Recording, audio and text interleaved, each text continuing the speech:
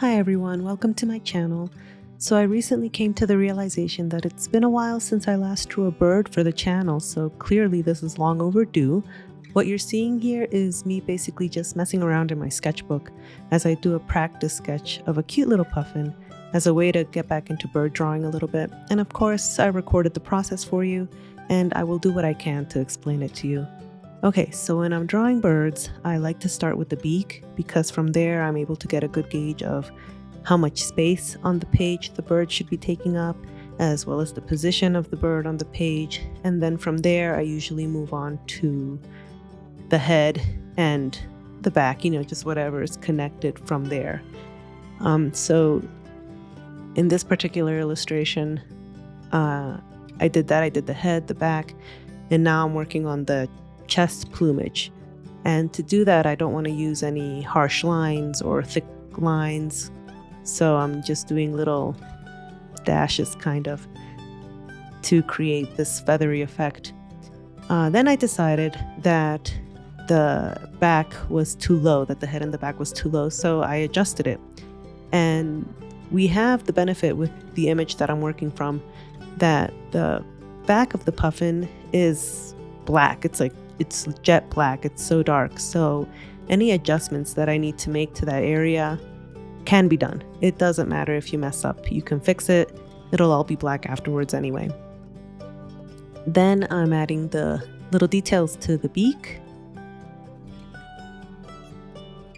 and just moving around here and there on the bird, just drawing whatever makes sense, whatever I see from the picture.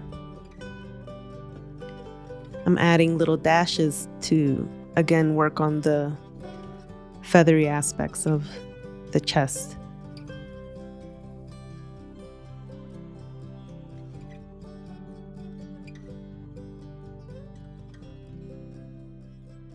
And I'm not pressing down hard at all, I'm just working lightly with the pen. I'm now moving on to the legs. And the perspective on this right leg there, it's a bit off. But again, I'm working in a sketchbook. It's practice because I haven't drawn a bird in a while, so it doesn't matter to me.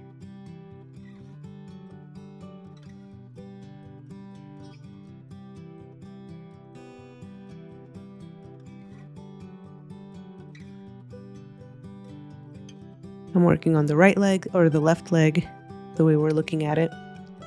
And I'm just working section by section, working my way from up to down.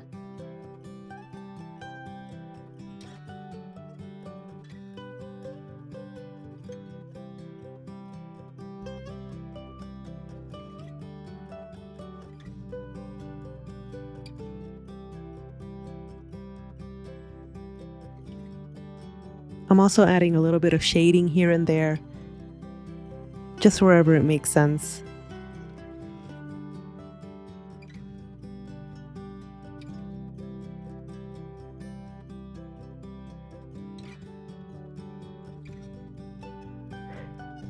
So I've drawn this little white outline that the puffin has around his face so that I have a better idea of where to put the eye.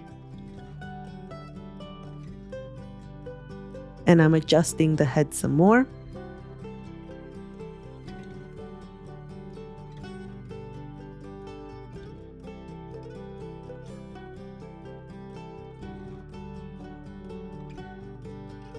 And I've started adding these little hash marks to indicate the shading that the puffin has on the face.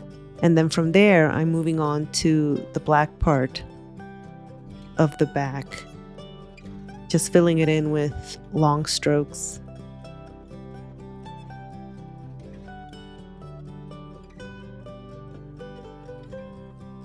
Technically, you don't have to do that since I'm going to be putting watercolor on it later on.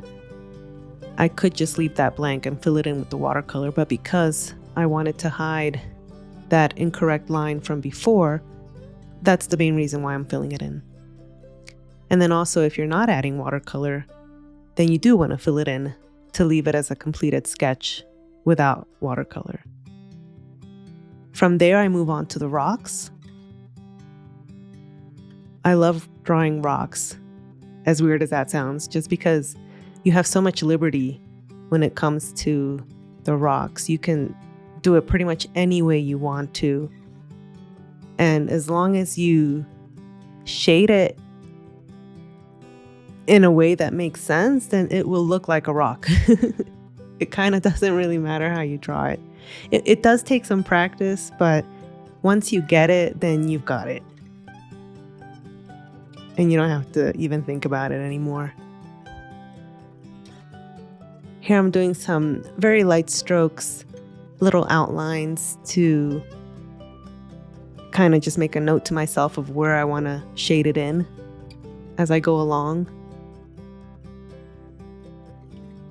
The rock that this little puffin is standing on, there's a bit of snow on there, so I'm being conscious of leaving white patches in areas where I'm going to want to add some snow.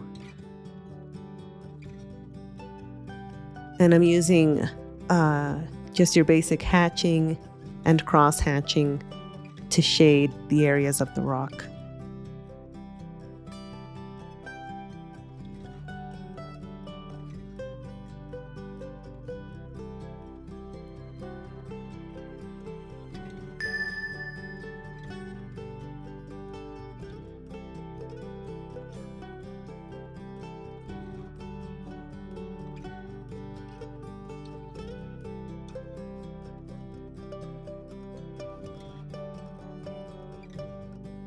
These hatching marks and cross-hatching marks I'm adding to the areas where in the picture you can see that they're the darkest. So of course that's where I'm going to want to put my ink.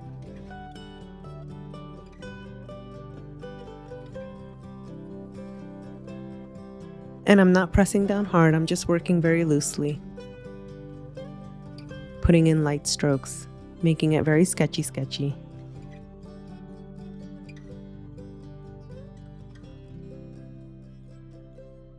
I'm working on that rock that's in the background on the left, and I'm not doing really anything to it except drawing the outline because it's in the background, and when I paint it, I'm not going to add any detail to it anyway.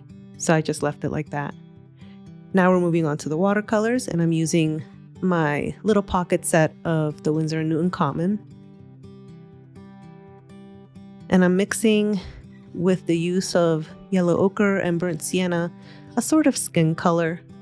It could pass for a skin color. It's not quite like a quinacridone gold, which is what I would normally mix. But because the puffin has this white plumage on the chest, but you also need to shade it because it does have shadows in the picture. But you do want to show that it's white, so you do want to use these soft colors. And for that, I chose a sort of skin color.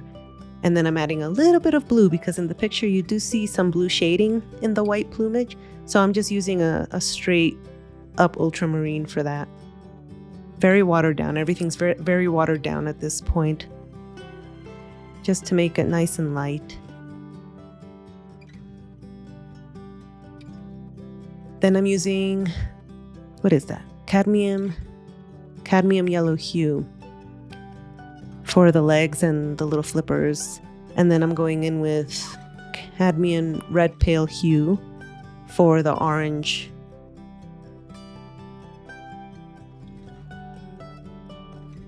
Since the name of that color is a little deceptive, it's not red at all.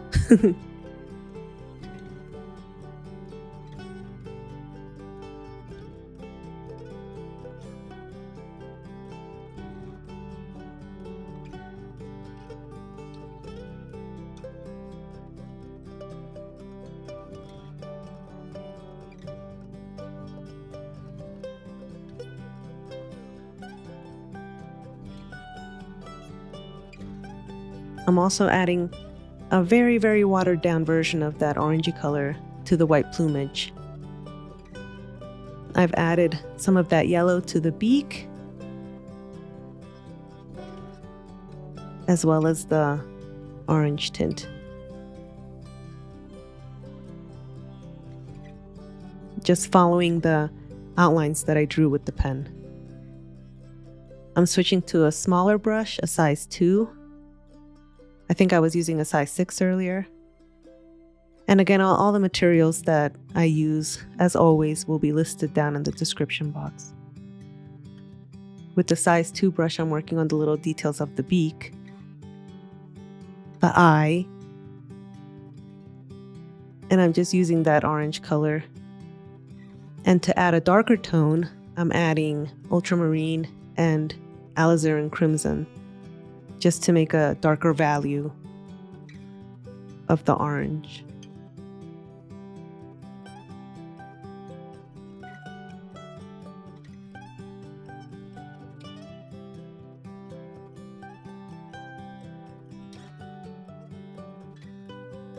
Now I'm using Ultramarine and Burnt Umber to create almost a black, not quite a deep black just yet,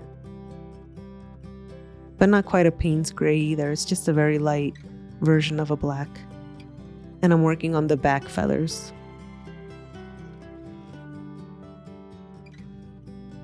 I always kind of like to start light. I don't normally use black, but when I do decide to put it in, I just start light and work my way up, because if you go dark all the way and then you realize that it's too dark, then it's too late. So it's better to just take your time and build up the value, because you can always go darker, but you can't go lighter.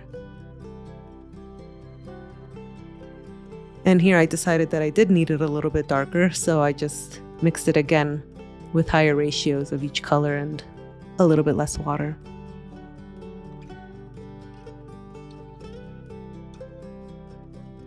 And you have to just play with it, just see how much of each color you need to get the shade that you want. I'm using that same color to fill in the dark details of the beak and the face.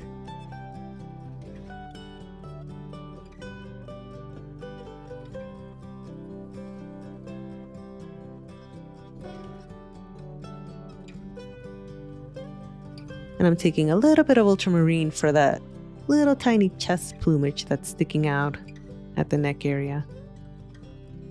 Now I'm mixing a sepia by using different ratios of Ultramarine and Burnt Umber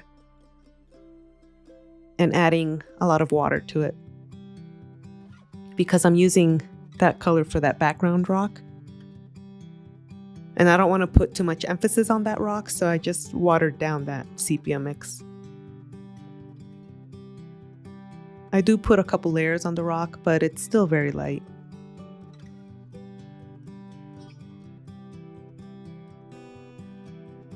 I'm taking some more of that skin color from earlier to fill in these lighter areas of that rock in the background.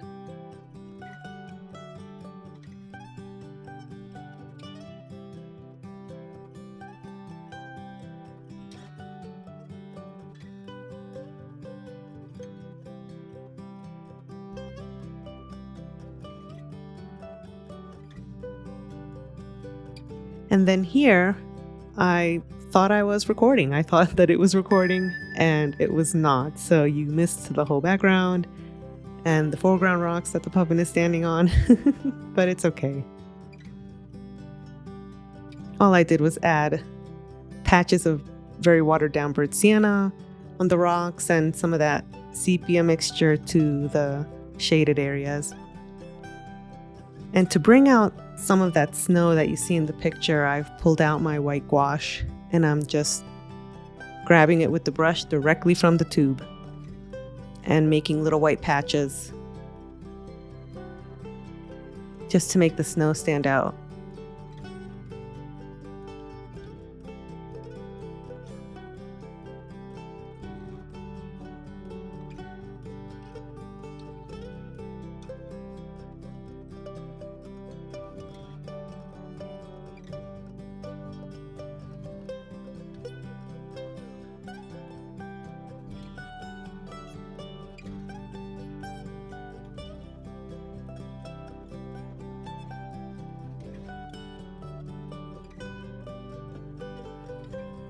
Then I'm adding like a very light version of an indigo to create shadows for the snow. just slowly building up some depth so that it looks a little bit more three-dimensional and not just like white patches with nothing to them.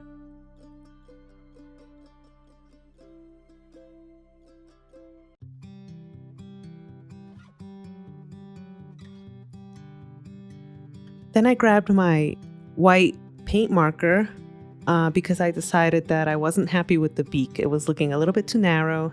In the picture, it's a lot bigger. There's a more prominent curve on the upper part. So I used the white marker to get rid of the original line that I drew. And I'm also cleaning up the white stripe around the face and adding some highlights to some areas of the plumage.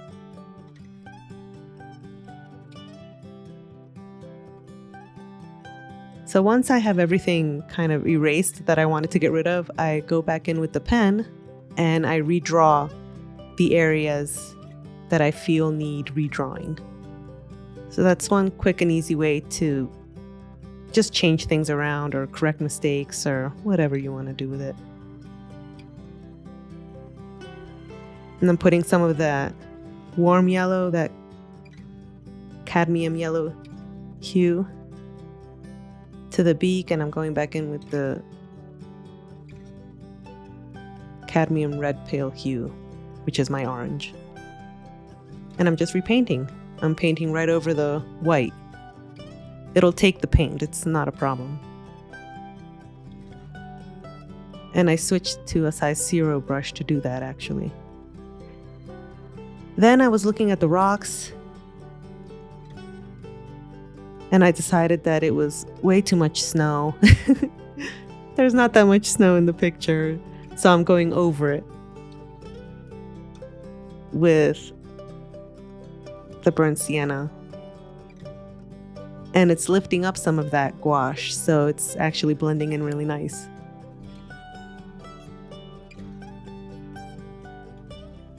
Then I'm mixing more of that sepia with ultramarine and burnt umber. And then I decided to pull out my colored pencils for texture.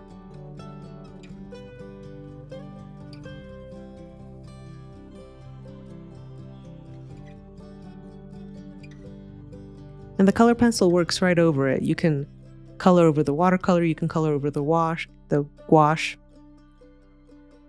and it works. So I'm using a dark brown. I think it's called dark brown. Whatever colors I use, I'll put them down in the description box for you.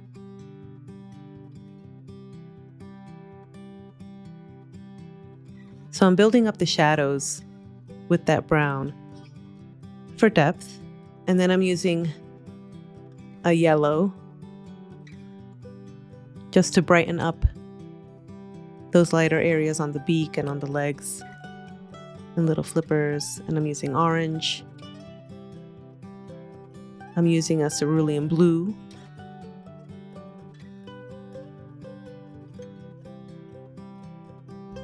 Just to build up values in the white plumage and texture. I'm using yellow ochre as well.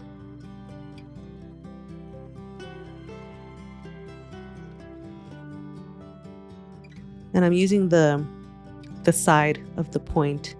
So I'm holding it very loosely and using the side so that I don't accidentally go too dark with these colors. I'm adding just a little bit of color to that back rock.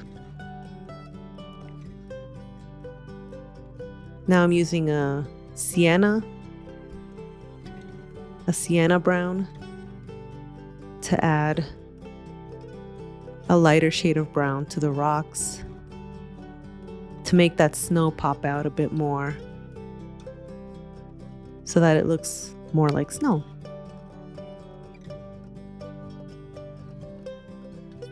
And it's still quite a bit, but I'm leaving it like that. And then I'm just grabbing a straight up black to work on that back plumage.